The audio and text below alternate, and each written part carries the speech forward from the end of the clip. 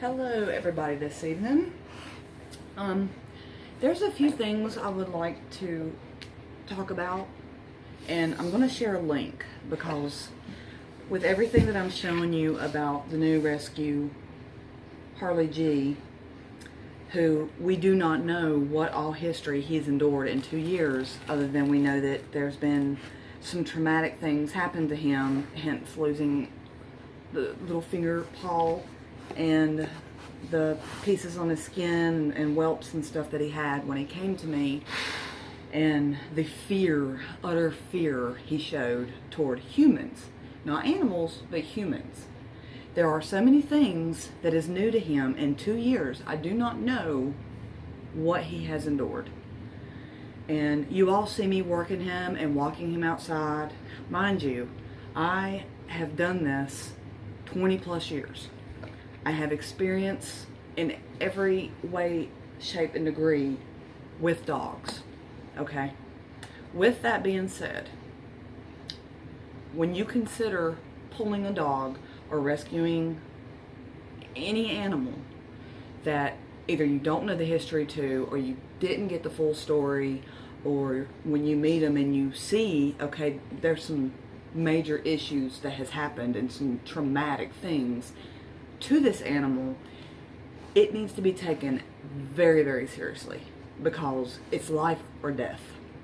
I mean, it's just life or death for you, animal, surroundings, everything. You can take them to the vet, you can love them, you can try to pet them, you can do all that, and those are good things. But in his case, in his particular case, today is day 10, I looked on the calendar. He is going through a lot of changes, and he is reacting good to them, but there's several things he doesn't know. So with the things you all are seeing him do, and you see all the cute pictures, and he, you know, the obedience and everything that he's trying to learn, he's going to the bathroom, it is very, very, very important, and I want to show him while he's sitting here sleeping. This is about Mr. Harley. This is who I'm speaking of today. In the past, I've dealt with animals, and I would go to the shelter, and me and some other friends, we would get them, you know, the dogs, especially the larger bully breed dogs, we would go out and evaluate and, you know, see how they responded and such. In his case, once we got him here, he was terrified. He was terrified. He didn't know me. He didn't know anybody. But I want everybody to know that just because you see me with him, training him, and he's responding to me, it is to me. Now, for people just to come up and think they can pet him or do whatever, that's not the case right now, because we are a work in progress. This is a rehabilitation case, and he is doing very well, and he is not aggressive like he wants to kill and eat something. It's more flight fear that he is experiencing. And I guess the best way I can describe this is certain things. You know, you can tell the difference when an animal has been abused, and or miscommunication of signals with your hands. You know, things that can be intimidating is reaching over a dog's head, eye contact. Doing things like that is actually intimidating to them, because in their animal world, that's an intimidation act among themselves. So instead of reaching over a dog's head when you first meet any dog, don't do that, because you might get bit. You know, and a lot of people will disagree on some of the things I say, and a lot of people will agree. A lot of people will say, my dog don't bite. Your dog won't bite if it doesn't have any teeth. Your dog has teeth, however many. If your dog is put into a situation or backed into a corner to where it feels it has to retaliate and protect itself, guess what? Your dog will bite, whether it's 2 pounds or 250 pounds.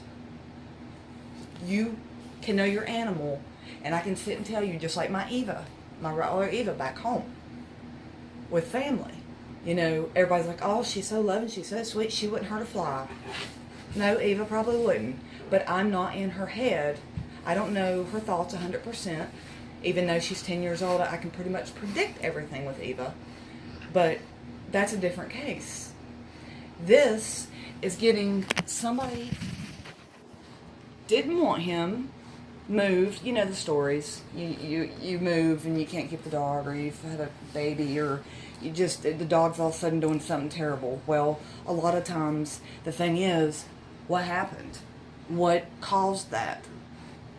I want to bring this to light because when you consider pulling, rescuing, fostering, or adopting a dog or an animal that has had issues done to them, you need to be fully aware of what you're getting into.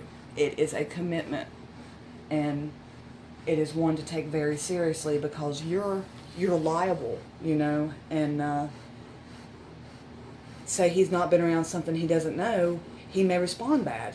He did to the ceiling fan yesterday in the kitchen. I mean, when he saw the ceiling fan, he freaked out. So we had to teach him the ceiling fan wasn't going to hurt him. Just little things. He, you know, when he first came here, he didn't know what toys. He literally, we threw the ball and stuff out, he got it. And now he's so excited and he's got toys. Just down to like this mitt, trying to brush him. Had I touched him with this the first 2 days I had him, I probably wouldn't have a hand. And I'm not saying that just because he's a Rottweiler. I'm talking in general because he was scared, terrified. He does look away. You know, there's times when you can tell he's unsure, and it's a change of thought process. This is not a quick fix. This is not something that's going to change in a week, a month, 3 months. This is going to take a while. And I have committed to him, and I have to ensure his safety and everyone else's safety. So I want to throw it out there with everybody because, you know, I can't just take him off the porch or out walking down the street right now or anything like that. He's not ready, and I know he's not ready. And I have to be a responsible pet owner and say, okay, we're going to work. We're going to work on things. But it's not just working on love. We are working on trust and building a relationship and teaching him not everything's going to hurt him. But I'm going to put a link under this of things to show other people because, again, I think a lot of people think you can just get a dog or an animal and bring it home, pet it, feed it, and it's fine. And when something has happened to them, they have to have a lot of work. And at this point in my life, we all know I've been ill for a long time, and I'm getting better. I am home. I'm with him all day, through the day and night, over and over and over. And unfortunately, at this moment right now, I still do not own a vehicle. I can't afford to buy a vehicle. Jeffrey does have a truck, but it is not something we can put him in because it would scare him. There's no air conditioning, all that stuff. So right now, he doesn't get to go for rides all the time. I do have a friend that's going to take us on the day he gets neutered, and she's a big animal lover, and I can't wait to meet you, Tiffany. Anyway, otherwise he's with me round the clock. We work together. I'm committed to him. I have to think of everything I do. My whole life just changed as soon as he came into it. And everyone around you needs to be aware that you all have to be on board with it. And again, when you take one, don't expect change overnight. And, you know, in some circumstances, some of the damage that's done, I don't know if it'll ever go away. I don't know. I know I have handled many, many, many, many Rottweilers. I've handled many, many, many animals in my life. You know, I've had other animals come up and do things, but it's because either they weren't taught, they didn't know, you confuse them with, you can't train a dog and give it 20 commands and do different things with people and expect him to know what is it you're trying to teach him. You have to be on board. Just like when you train a dog, you're training the owner to help them train their pet. And if you go teach someone and you're training their animal and they don't do their homework during the week, when you show them, okay, well, this week we're going to do sit, this week we're going to do wait, this week we're going to do heel. If they don't continue to be consistent in doing that, that wastes the trainer's time and your time and the pet. They'll just not get it. So there's a lot of things you have to think about, especially when you get a larger breed dog, and especially a larger breed dog that apparently has had traumatic issues. And he looks terrified right now, right? No. But he is going on 130 pounds now. He's gaining weight, and he is only 2 years old. And I am getting him finally to where he's getting more relaxed and more relaxed. I see in him love. I see in him, he is smart and intelligent. But I also know there's fear in him, and we're working on that. I love him. I love him. He was broken and hurt, and we're going to fix that. We're going to do everything we can to show him in his lifetime that there is no pain no more for him. So anyway, I'm not rambling. I'm making points here, and I want this to go out to all my animal friends. It's just something that I wished years ago, 20 years ago, I would have made videos about this, because of so many circumstances, you know, me and friends would find ourselves in. Even at the shelter, we would be at the shelter, and only some of us would go in a run with a dog, because a lot of people was afraid of getting eaten and so forth. And I can name every one of you off back home that, you know, I have a friend, Deborah, who did Dobermans, and she loves Rots too, and Dobermans. She's phenomenal with them. Some people got it for certain breeds, and some people had it for all the dogs. I had a friend named Kizzy. She was great with pit bulls. Lisa Nisbet is an angel, and her and Cheryl Young together, the team that they made, and everything that they've done, wonderful, wonderful. I could keep naming everybody, but Kathy Tabor, I tell you all the time, you're my hero.